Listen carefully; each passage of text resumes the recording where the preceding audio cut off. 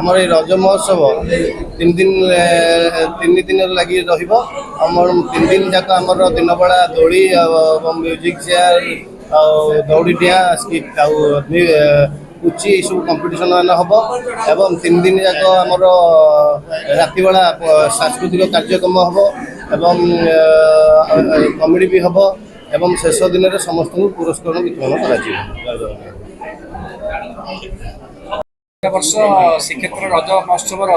ମୁଖ୍ୟ ଆକର୍ଷଣ ଆପଣ ଜାଣିଥିବେ ଓଡ଼ିଶାର ପ୍ରଖ୍ୟାତ ଗାୟିକା ଅସୀମା ପଣ୍ଡା ତାଙ୍କ ଟ୍ରୁପ୍ ଦ୍ୱାରା ସେମାନେ ସଙ୍ଗୀତ ପରିବେଷଣ କରିବେ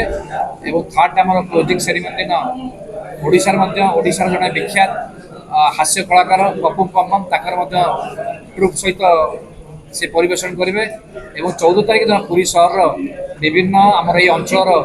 ଯେଉଁମାନେ ଅଛନ୍ତି ଆର୍ଟିଷ୍ଟ ମାନେ ତାଙ୍କର ସେ ପରଫର୍ମାନ୍ସ ମଧ୍ୟ କରିବେ ଏବଂ 3 ଦିନ ଧରି ମୁଁ ଭାବୁଛି ନିଶ୍ଚୟ ଗୋଟେ ସମସ୍ତଙ୍କ ପାଇଁ ଆକର୍ଷଣ ହେବ ଯେଉଁ ଏହାର ଦୋଳି ଏବଂ ବିଭିନ୍ନ ପ୍ରକାର କମ୍ପିଟିସନ୍ କରାଯାଇଛି। ମୁଁ ଭାବୁଛି ସମସ୍ତଙ୍କୁ ଆପଣଙ୍କ ମାଧ୍ୟମରେ ଅନୁରୋଧ କରୁଛି ଯେଉଁମାନେ ଆଗ୍ରହୀ ଅଛନ୍ତି ରଜର ଏନ୍ଜୟମେଣ୍ଟ ନେବା ପାଇଁ ସେମାନେ ଆସି ଏଠି ଦୋଳିରେ ପାର୍ଟିସିପେଟ୍ କରନ୍ତୁ, ପ୍ରତିଯୋଗିତାରେ ଭାଗ ନିଅନ୍ତୁ। ଝୋଟି ଆମର ପିଠା କମ୍ପିଟିସନ୍ ଏବଂ ପୁଚି ମ୍ୟୁଜିକ୍ ଚେୟାର ଏବଂ ଯେଉଁଭଳି ଆମର ରଖାଯାଇଛି ଡ୍ୟାନ୍ସ କମ୍ପିଟିସନ୍ ତା ଦେହରେ ସମସ୍ତେ ଭାଗ ନେଲେ ମୁଁ ଭାବୁଛି ନିଶ୍ଚୟ ସମସ୍ତେ ରଜର ଆନନ୍ଦ ନେଇପାରିବେ ଏବଂ ମୁଁ ସମସ୍ତ ସାମ୍ବାଦିକମାନଙ୍କୁ 3 ଦିନ ଧରି 14, 15, 16 ଚଳିତ ବର୍ଷର ଯେଉଁଭଳି ଭାବରେ ଆକର୍ଷଣ ହେବ ଏଇଟା ମୁଖ୍ୟ ଭୂମିକା ହେଲା ଆମର ସାମ୍ବାଦିକ ବନ୍ଧୁମାନେ ତାଙ୍କ ଦ୍ୱାରା ପ୍ରଚାର ପ୍ରସାର ହୋଇପାରିଲେ ନିଶ୍ଚୟ ରଜ ମହୋତ୍ସବ ସଫଳ ହେବ ବୋଲି ଆମର ଆଶା ଓ ଭରସା। ଜୟ ଜଗନ୍ନାଥ।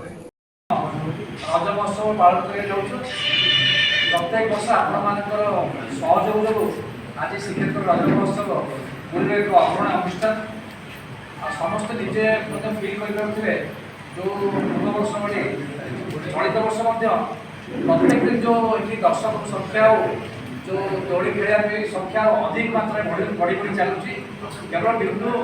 ମାନେ ଆମର ମିଡ଼ିଆ ପ୍ରଚାର ପ୍ରସାର ଯୋଗୁଁ ଏଇଟା ଆଜି ସଫଳ ହୋଇଛି। ଆଜି ଶ୍ରୀକ୍ଷେତ୍ର ରଜ ମହୋତ୍ସବର 11ଥର 14, 15, 16 ଚଳିତ ବର୍ଷ 3 ଦିନ ଧରି ଅନୁଷ୍ଠିତ ସେଥିପାଇଁ ମୁଁ ପ୍ରଥମେ ଏଠାରେ ଉପସ୍ଥିତ ସାମ୍ବାଦିକଙ୍କୁ ମୋର ଅନେକ ଅନେକ ଶୁଭେଚ୍ଛା ଏବଂ ଅଭିନନ୍ଦନ। ଆମର ଯେଉଁ 3 ଦିନ କାର୍ଯ୍ୟକ୍ରମ ତା ଦେହରେ ସାଂସ୍କୃତିକ କାର୍ଯ୍ୟକ୍ରମ ଆୟୋଜନ କରାଯାଇଛି ପ୍ରତ୍ୟେକ ସନ୍ଧ୍ୟାବେଳେ 14 ତାରିଖ ଦିନ ଆମର ଏଠାରେ ଲୋକାଲ ଯେଉଁ ସାଂସ୍କୃତିକ କାର୍ଯ୍ୟକ୍ରମ ଅଛି ବିଭିନ୍ନ ଅଞ୍ଚଳର ପିଲାମାନେ ଅଛନ୍ତି ତାଙ୍କର ସାଂସ୍କୃତିକ କାର୍ଯ୍ୟ ପରିବେଷଣ କରିବା ଏବଂ 15 ତାରିଖ ଦିନ ଆମର ଯେଉଁ ଅସୀମା ପଣ୍ଡା ଗ୍ରୁପ୍ ଯେଉଁଟାକି ଓଡ଼ିଶାର ପ୍ରଖ୍ୟାତ ଗାୟିକା ତାଙ୍କର ପରିବେଷଣ ଏବଂ 16 ତାରିଖ ଦିନ ଲାଷ୍ଟରେ ଆମର ପପୁ ତାଙ୍କର ବିଭିନ୍ନ ସାଂସ୍କୃତିକ କାର୍ଯ୍ୟକ୍ରମ ଏଇଭଳି ଆୟୋଜନ କରାଯାଇଛି ଏବଂ ପ୍ରତ୍ୟେକ ଦିନ ଦିନବେଳେ ଆମର